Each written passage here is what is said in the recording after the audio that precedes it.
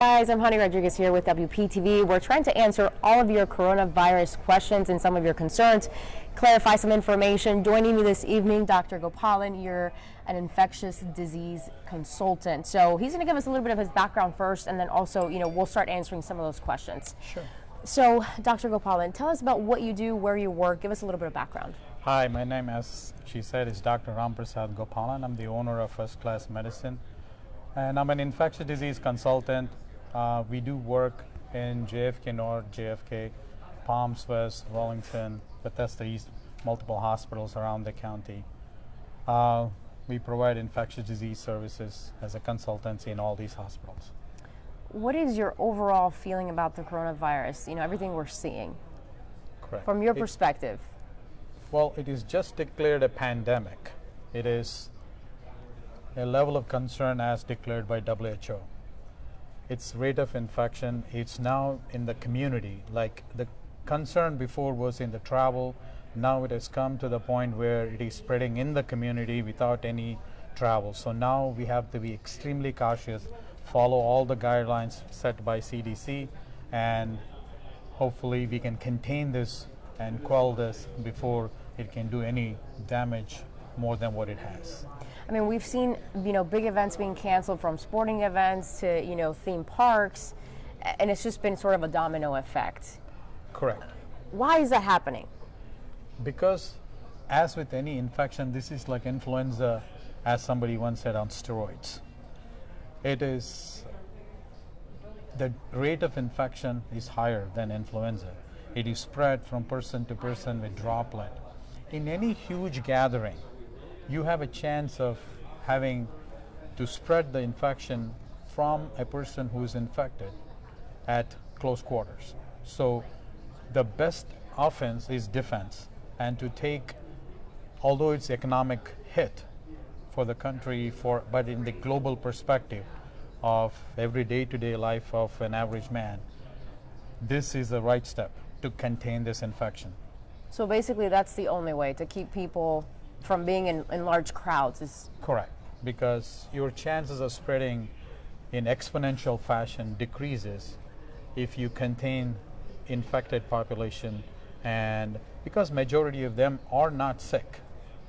However, if this spread contains in the domino effect, people who are more vulnerable will get infected and their mortality or their death rate goes up. So the goal is to prevent these vulnerable population and also the other population from having to get this disease and having severe consequences. Okay, so I want to get started with some of the questions we've already seen on our Facebook page at WPTV. This is from Nate Christie. She has two questions. She says, my son has moderate asthma and is 12 years old. He's on 2 different inhalers daily. Should we not go out? This makes me very nervous. Well, as of the CDC guidelines at this point, yes, having comorbid conditions like asthma, COPD, all put you at a higher risk. Going out to a park, where is not restricted at this point.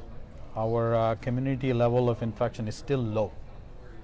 But going into a group or a heavy gathering of a large crowd, when you're slightly compromised like this, if feasible, should be avoided, and proper precautions should be taken. At this point, the CDC still recommends washing hands. Unless you're sick, there is no recommendation to wear mask unless you're sick and you have a chance to infect others. Gotcha. But in her situation, though, should she send her son to school? Should she stay home with him? There is, what is your medical advice? This particular situation, as the community infection rate, if it increases, the school board and the state will take appropriate measures like other counties to close the school, because again, this is one of the large gathering. If we apply the same rule here and kids are in close quarters and interacting with each other, the guidelines as of now still doesn't preclude school closure in this county yet.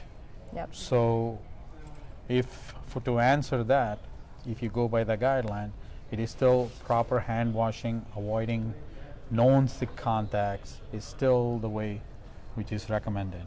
She also says she asks if you are carrying the virus unknowingly with no symptoms yet, like the people on the plane that were exposed last night, would you test positive if you took a test now? How long from exposure to a positive test do symptoms have to show first? Okay, that's a good question. In the modern airplane, one thing you got to know, the filtration system is very adequate. It is very hard, contrary to popular belief, to get the disease because the filtration is very good. Number two, it's a droplet isolation. That means within the 6 feet or 2 meters, you can still spread. And number three, to avoid contact with the surfaces of the people who have coughed, who have spread things on. So that how you spread rather than you circulating through the entire airplane.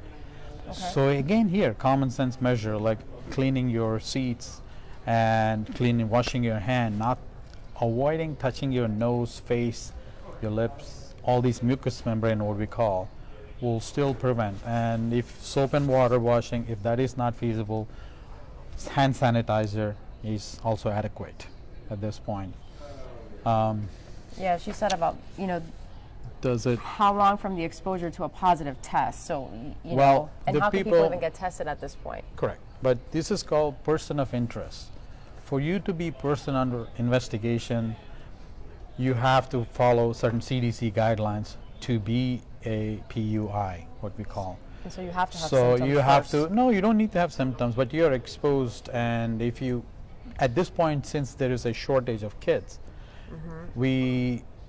if you're healthy and if you have no symptoms, you can self-quarantine yourself even if you are exposed. Majority of the cases have shown symptoms within 14 days. And although there is some leeway in studies in China, but majority of them have shown within 14 days. And the least they've shown within 2 days, and the median is around 4 to 5 days. Okay. So, We've got some other questions here from Vieira. Says, is it true that 12% of the population who develop coronavirus do not exhibit fever? actually, yes. I mean, there are initial population who have had coronavirus. There is plenty of patients who have not exhibited. It's subjective fever. Once they get into the actual illness, then later on they have exhibited fever. But among the symptoms, fever is one of the top symptom. Although when they start, they may or may not exhibit fever. Again, CDC, under the CDC guideline, there is an asterisk or number 1 which says subjective fever or documented fever. In layman term, that means you feel hot, you felt sick, or you felt feverish, is also valid as somebody took a temperature and is about 100.4. Okay. What about this one? Christine says, I'm a volunteer at a hospital. I'm 74. Should I still do this? Well, as per the CDC guideline, there is no restrictions, but if you're 74, your age group is at a higher risk. And if you're doing food service, if you're doing something behind the scene, then you probably, if you don't have direct patient contact, you may still be okay. But if feasible, and still the guideline doesn't preclude from you not doing your job. Again, but if you're the first responder up front and which you're a greeter in the front of the hospital, maybe you shouldn't do that. Because you're coming in touch you're with coming people in constantly. unknown contact. So if you're behind the scene, and that's my personal opinion, but the CDC has this guideline, there is no for that. Okay. Another question from, this is Paula this time. She says, I had a liver transplant. Am I at higher risk? Absolutely, you are, because you're on immunosuppressive medicine. That is one of the categories of the patients who are immunosuppressed patients, which this patient does belong to, has a highest risk. Yes. Okay. Lucinda says, how long does the virus last on a hard surface? So like our phones, I know we've talked about that. You know, the surface contact time, it depends on the environment. It's variable from hours to 8 to 10 hours. It's pretty variable. Now, the Apple has come up with a statement that means you can use Clorox wipes to clean your screen, And yes, that's one of the ways of spread is through the environment and environmental spread. So But on a hard surface, like like 8 to your 10 hours, it's usually there, and then it varies. Okay. And um, again, there is also questions about the temperature. Would the temperature affect it with the rise in temperature? yeah, like on your So- countertop in your kitchen. Yes, if you're sneezing, there is a leeway between few hours. It doesn't last for days. It's 8 It's to a 10 few hours. hours, 8 to 10 hours. Yeah, Okay. I've got another one here. Where are more testing kits? That's kind of what people want to know. Correct. But the government and the CDC is working on providing Some more enough questions here. of their kits, and also the commercial labs are getting fast track clearance. What it means is these LabCorps and Quest, they're having test kits developed so they can do tests, which has to be confirmed again by the CDC test, which is something called RT-PCR, that is reverse transcriptase PCR for COVID-19. Yes, the government and the state and everybody is working to get as many test kits as possible so we can speed up this process. John asks, what are the symptoms? Okay, many, it's from being asymptomatic to having flu-like symptoms. So meaning no symptoms or there having are flu-like there are symptoms? certain patients with not many, they don't show much. That happens in young population who show symptoms for a day or two, like even having subjective fever, malaise. But majority of them in the symptomatology, you have fever, body ache, you do have cough, dry cough. Those are majority of the symptoms what you see, just like influenza. So the symptoms are pretty much similar. Pretty much similar. Okay, Michael says, is there a way to tell you've had the virus after you've healed? Yes, they are working on this. Is called community herd immunity to know if you have antibody, because this is a novel virus human beings have never seen before. So if you show the serology when we do later on down the lane, and if you do have antibodies to that, yes, that's how we know that you've had it.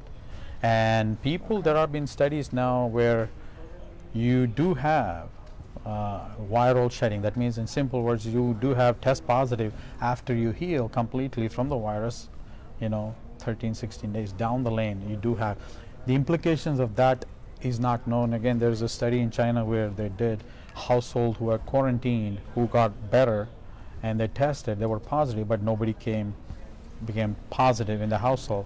But again, they were all medical personnel were isolated, so they may have taken a better contact and better isolation than others. So still it is an ongoing investigation, so many questions need to be answered. Okay, this other question from Jennifer.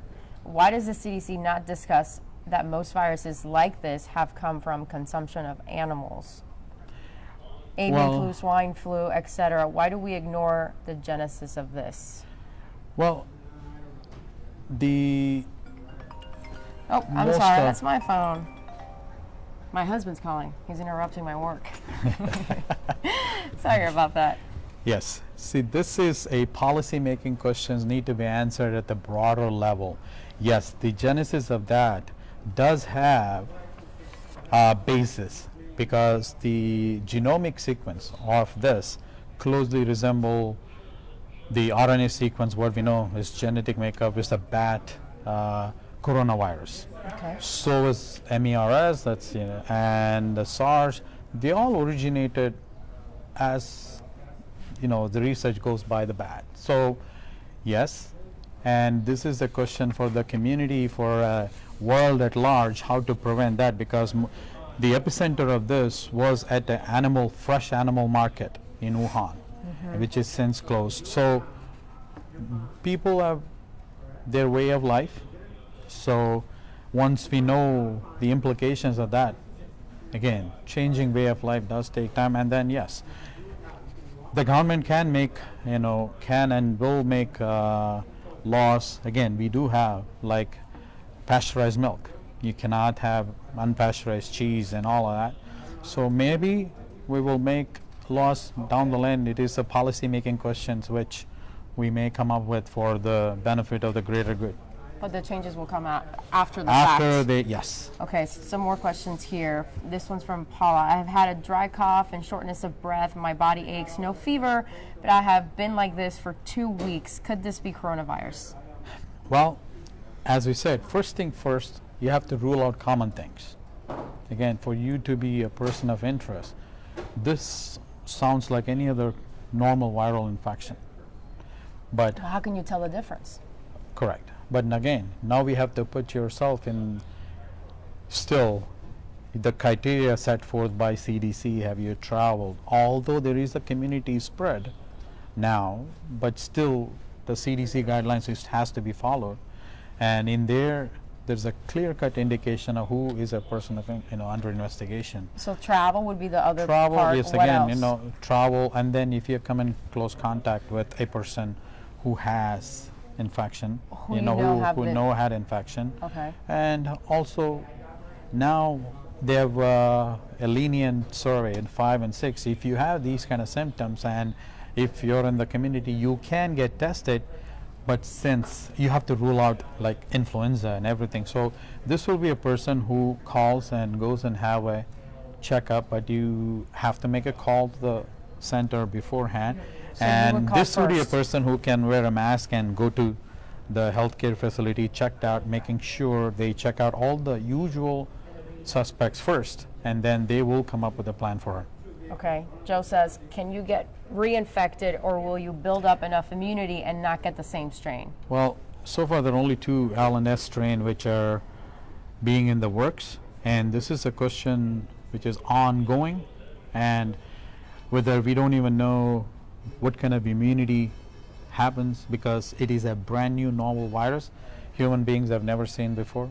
So as we go along, is it like influenza? You can get infected twice. So is there a different clade of the virus? So the answers for that will definitely be investigated as the time comes. Okay. Jason says, if you catch this, what are the odds of being one of the patients who passes away? Again, your odds increases with the age above 60 and above 80. The chances of you passing away or getting a severe infection increases, again, with multiple comorbidities. What it means, if you have, as we said, immunocompromised status, like the person who said liver transplant, or you're under multiple drugs which will suppress your immunity, diabetes, cardiovascular conditions, any of these will put you at a higher risk. The risk starts to ascend after age 40 technically, and it will reach high at 85 and above. Okay. Still it is around 2%, and then so based on what your age and multiple comorbidity, we still have risk stratification. Okay. Nancy says, can the virus live on money? It can live on inanimate object. Again, that is the whole indication of most of the things to clean, and yes, if it can live on a surface, It can live on money. Yeah, But it you can. said still just hours, not for weeks. Correct. Okay. Another question here. Is this more of pneumonia or the flu? They are completely different. Question, are they completely different? Well, the question what he probably is asking is it a pneumonia. Pneumonia means a consolidation of the lung, infection of the lung. Influenza is just a viral syndrome of things with runny nose, cold like symptom. It starts with that, and there are studies where majority of them, even asymptomatic patients, have had infection or shows lung issues, and so they're technically flow in. So the questions is flu is influenza with the viral syndrome, pneumonia is the lung infection consolidated process, which it can do subsequently. Okay. Yes. Cynthia says, honey, what is the predicted impact for young, healthy asthmatics? Critical? Well, as I explained that earlier, you are at risk depending on your severity of your illness because you have a comorbidity. So critical, again, you technically like to avoid situations like large gathering and people who are possibly be sick in that Okay. situation. Yes. You know, people with different and unique health concerns are wondering, you know, if they're at risk. I think that's a big question. Are we at risk? Are children at risk? What is your overall take on that? Like, you know, what should be the focus? The For somebody focus watching, is you know, to for somebody- focus is to contain this once for all. The reason is those individuals with multiple comorbidities, as they're asking, will come under risk if a young, healthy individual who, for that person, this may or may not bother, but he has a chance of passing it on to the person who is at risk and who has significant morbidity of death. So the goal of this is to contain in all age groups so that it doesn't propagate. Whereas the health risks of different population have already been delineated by CDC, showing that if you have these cardio, you know, like if you have heart issues, or if you have lung issues, or if you are immunocompromised, if you have diabetes, your risk increases. There is no quantifiable thing yet, but your risk exponentially increases when compared to the other population. I have one last question with you right before we wrap up. We've seen a lot of people posting pictures of lines at Costco, BJ's, Publix, and you know, supplies are flying off the shelves and people are buying food and water and toilet paper. Should people be doing this? What should people be preparing for? Preparation is nice. Hoarding is not an answer for this. There is no need to hoard anything because at the max it will contain, and you need to let everybody have enough day-to-day supplies to carry on with their normal activity. Having a 50-roll toilet paper, this is not an Armageddon, you know. You need to be cautious and you need to be, but having things disappear off the shelf so that the vulnerable people, everybody will not get it, is not the work. So preparation is the key. Hoarding, no. And even I went to Costco to get something, they were off the shelf. I think a cautious approach to this is a key. Thank you, Dr. Gopalan. We really appreciate your time, and thank you for joining us. For the latest updates on the coronavirus, head to WPTV.com. Thanks, guys. Thank And you. thank you.